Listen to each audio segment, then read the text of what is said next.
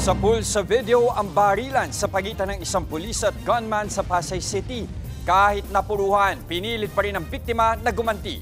Nasa frontline ng balitang yan, si Ian Zuyo.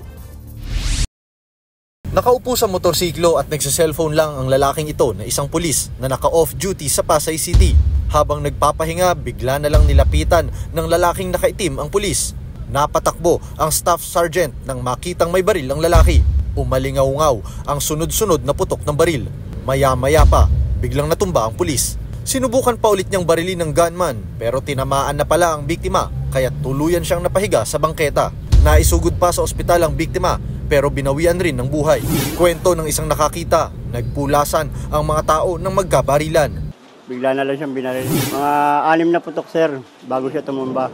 Ngayon pagtumba niya, sir, lumaban siya, umalis siya ng putok, gumanti siya ng putok. Umahingi ng saklolo.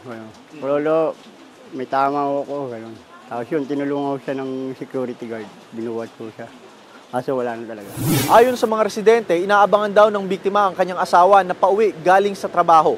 Nang mangyari nga ang pamamaril, ang gunman agad nagtatakbo habang sinalubong naman siya ng kasabwat niyang rider. Saka sila sabay na tumakas patungong Pasay Rotonda.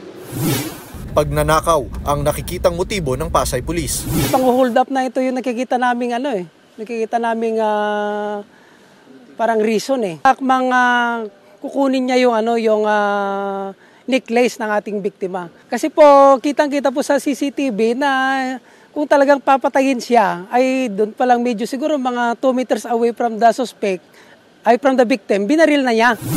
Bukod sa biktima, 2 residente ang tinamaan din ng bala. Mabuti na ang lagay ng 2. Sa isinagawang follow-up operation, agad na aresto ng mga otoridad ang rider na kasabwat sa pamamaril. Natukoy naman na ang pagkakakilanlan ng gunman. Pinaghahanap pa siya sa ngayon. Inaalam na ng mga pulis kung sangkot din ang 2 salarin sa isa pang insidente ng pamamaril sa Makati kung saan miyembro ng Highway Patrol Group ang biktima. Nagbabalita mula sa frontline, Ian Zuyo, News 5. Mga kapatid, Jess De Los Santos po ang inyong kasangga sa paghahatid ng balita para sa may alam at may pakialam.